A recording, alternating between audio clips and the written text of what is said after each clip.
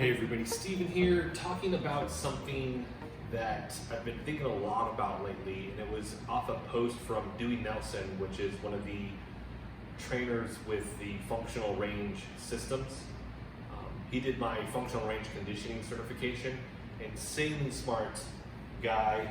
Him, Hunter, Dr. Andrew Espina, the creator, everybody over at FRC is insanely smart. But this was a post that he did where he was showing a guy doing a band curl, right?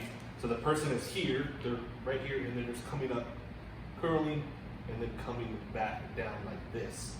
And in the post, he said, functional training has done more to harm the industry than bodybuilding ever did with its isolated movements.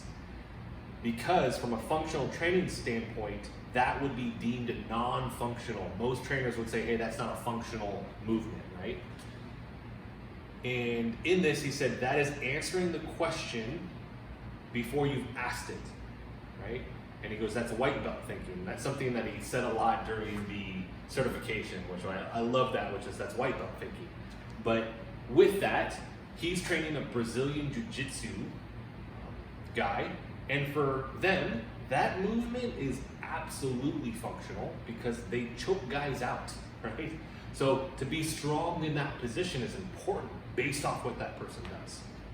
Now, if I deem it non-functional and I don't know the person, right, or what they do or what they're wanting to get out of training or whatever it may be, that's where you're saying you're answering the question before you've even asked it. I don't know what that person needs. I don't know what they're looking for, right? I have to ask them. I have to figure it out. Are they doing a sports performance stuff? Are they doing some type of combative sport like Brazilian Jiu-Jitsu or karate, whatever it may be, right? Or are they just a mom that wants to be safe and strong when she's doing the things that she's doing, right? Those things change based off the individual. We need to start thinking about that when we get our clients in. And if you aren't a trainer, that's something that you need to think about in terms of yourself. What are you really trying to get out of training? For me personally, I have kind of a foundation of movements that I really would like everybody to do, and I do that selfishly for myself. Certain ones I deem to be very functional just for everybody. Can you get to the ground without using your hands? Do you know the structure to even just get to the ground? If you need to use your hands, you need to do that version, right? But just that notion of getting up and down off the ground with structure. A lot of people don't know how to do that. Some of those videos I have on this channel, right? But looking at that, I love crawling patterns, right?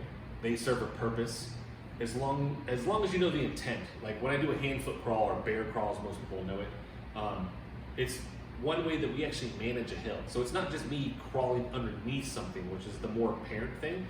It's actually, if I get up to a steep incline, it's one way that I can scale that and I can be more effective and I can actually be a little bit more safe. Because if I'm trying to run up and I fall, right, that's more likely that I'm gonna fall and potentially just roll down that hill, okay?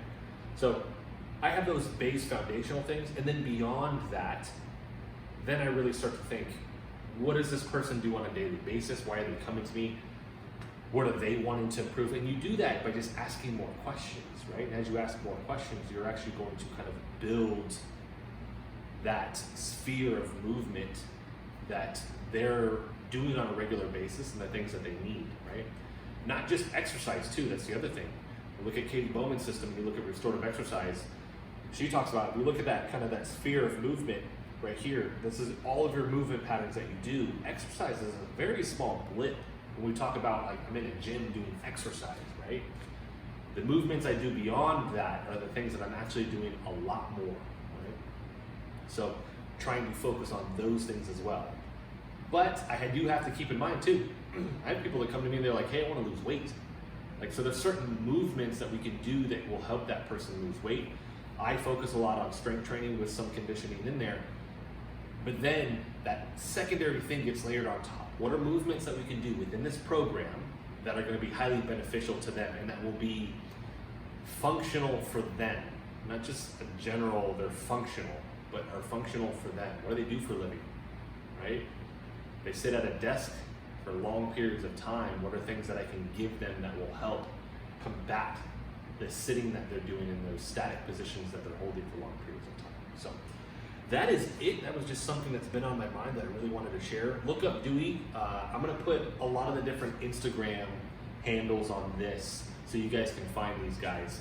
Definitely give them a follow. They're all incredibly smart people, and their content, especially something like that where I'm talking about that post from Dewey, is to get you thinking, and that information is vital, where it's not just them showcasing I did a handstand or whatever it may be. They're giving you good snippets of information that are going to be highly beneficial for you in your training. So that is it, everybody. Thank you so much for watching the video. I'm going to be pumping out more of this content soon, obviously. I've got the new studio, been pumping those out, but I'm going to be doing some more like this as well. Just kind of the things that I think about on a daily basis that hopefully add value to anybody that's watching, and hopefully creates a dialogue as well. So if you guys have questions or comments, please do that in the section below, and then check back soon for more videos.